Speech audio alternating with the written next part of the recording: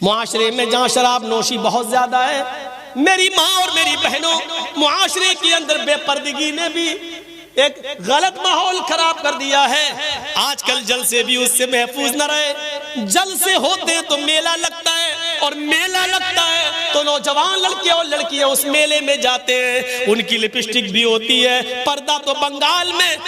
دکھائی نہیں دیتا ہے۔ میرے بھائیوں، جہاں تالاب کے اندر ایک طرف لڑکے اور دوسری طرف لڑکیاں نہاتی ہوئی نظر آتی ہوں، وہاں سے کون سی امیدیں لگائی جا سکتی ہیں؟ غور کرو میرے پیارے ساتھیوں، جو پردے کے بارے میں کبھی حضرت فاطمہ رضی اللہ تعالیٰ عنہ کو یاد کرو، جب ان کی موت کا انتقال کا وقت آیا تو انہوں نے اپنے شوہر سے کہا، اے علی میری انتقال کا وقت قریب ہے، مجھے نہیں لگتا کہ میں بچوں گی۔ فرمایا علی نے ایسا کیوں کہہ رہی ہو؟ اے علی میری ایک وصیت ہے، اس کو نوٹ کر لینا۔ حضرت علی نے کہا، تم میری بیوی نہیں، تم میری وائف ہی نہیں، محمد رسول اللہ کی بیٹی ہو، بتاؤ تمہاری کیا وصیت ہے، میں اس کو ضرور پورا کروں گا۔ کہنے لگی فاطمہ، اے علی جب میرا انتقال ہو جائے، جب میں اس دنیا سے رخصت ہو جاؤں، جب میں اس دنیا سے چلی جاؤں، تو میرے جنازے کو، میری لاش کو کفن سے ڈھانک دینا۔ سفید رنگ کا کفن جب میری لاش پر چڑھاؤ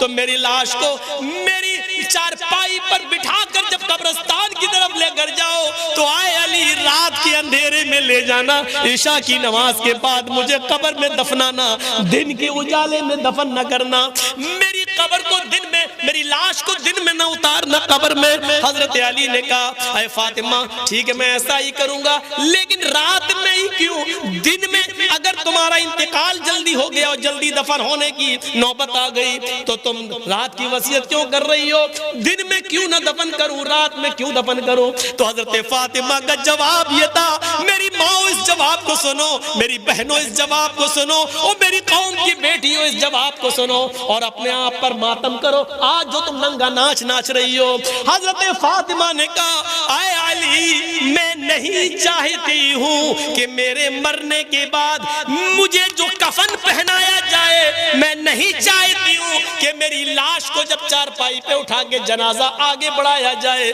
تو میں نہیں چاہتی ہوں کہ غیر مردوں کی نظر میرے مردہ جسم پر پڑے ہوئے کفن پر بھی پڑے۔ چہرہ تو دور، میں نہیں چاہتی کہ میرے مردہ جسم پر پڑے ہوئے کفن پر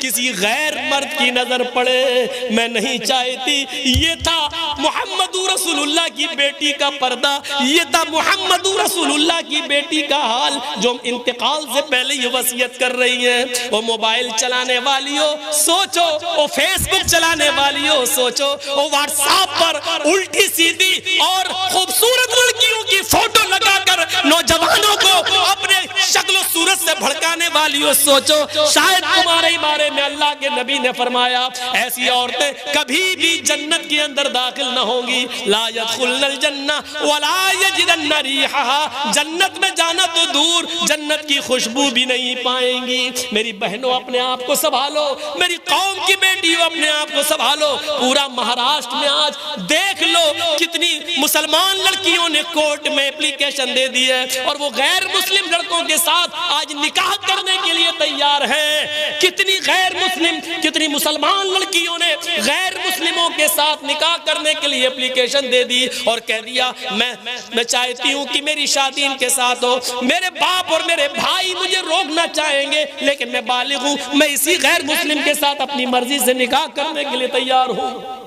یہ اسی بے پردگی کا حال ہے، یہ اسی کالج اور یونیورسٹی میں لڑکوں کے ساتھ کو ایڈوکیشن لینے کا نتیجہ ہے۔ میری بہنوں اپنے آپ کو بچاؤ، میری قوم کی بیٹیوں، بہت بڑی سازش اس سیاسی حکومت اس موجودہ دور کی حکومت میں تمہارے خلاف رچی جا رہی ہے۔ کالجوں میں، اسکولوں میں لڑکوں کو جگہ، مسلم لڑکوں کو پڑھنے کے لیے ویکینسی نہیں دی جا رہی ہے، کہا جا رہا جگہ فل ہو گئی، اور لڑکیوں کو جگہ دی جا رہی ہے اور کہا جا رہا ہے کہ لڑکیوں کے لیے جگہ موجود ہے، لڑکیوں کے لیے اتنا کوٹا موجود ہے۔ وہ جانتے ہیں کہ جب لڑکیاں مسلمانوں کی ہمارے کالج میں اور اسکولوں میں آئیں گی اور ہمارے ہندو اور غیر مسلم لڑکوں کے ساتھ بیٹھ کر جب پڑھیں گی تو ظاہر ہے کہ آگ اور پیٹرول ایک جگہ رہ ہی نہیں سکتا ہے۔ محبت اور عشق کی آگ لگے گی، اور پھر یہ ہمارے بھائی ہمارے بیٹے ان لڑکیوں کو اپنی بہو بنا کر لائیں گے، اور پھر ان سے غیر مسلم بچے پیدا ہوں گے۔ میری بہنوں ان سازشوں کو ناکام کرو، میری قوم کی بیٹیوں ان کے منصوبوں پر پانی پھیرو، محمد رسول اللہ کی شریعت پر آنچ نہ آنے دو، محمد رسول اللہ کی شریعت کو بچاؤ، آج کے اس دور میں بچاؤ۔ اگر اسلام کے اندر ہاتھ جوڑنا جائز ہوتا تو میری قوم کی بیٹیوں میں تمہارے ہاتھ جوڑ لیتا، اگر اسلام کے اندر بھیک مانگنا جائز ہوتا تو میں اپنا دامن پھیلا کر تم سے بھیک مانگ لیتا۔ میری قوم کی بیٹیوں میرے دامن میں اتنی بھیک ڈال دو کہ تم اپنے آپ کو پردے میں رکھو، اپنے آپ کو فیس بک اور واٹس ایپ اور میسنجر سے بچا لو اور اسلام کی خدمت کرو، حضرت فاطمہ جیسا پردہ کرو، اور اتنا نہ کرو تو کم سے کم موجودہ معاشرے میں ایسا تو کرو کہ تمہارے ماں باپ کی اور بھائیوں کی عزت ان کی چھلی چھلی نہ ہو، ان کو شرمندگی محسوس نہ ہو، معاشرے کو شرمندگی محسوس نہ ہو، اتنا تو کم سے کم کریے۔ 10:30 سے 12:30 ہو چکے ہیں، 2 گھنٹے کافی ہے، مجھے ابھی کلکتہ نکلنا ہے، میری کل کلکتہ سے لکھنؤ کے لیے فلائٹ بھی ہے، جانا بھی ہے۔ میرے بھائیوں دعاؤں میں یاد رکھیے گا، زندگی رہی تو پھر کبھی آپ سے ملاقات ہوگی۔ ہم اللہ سے دعا کرتے ہیں اللہ ہمیں شرک سے بچا لے،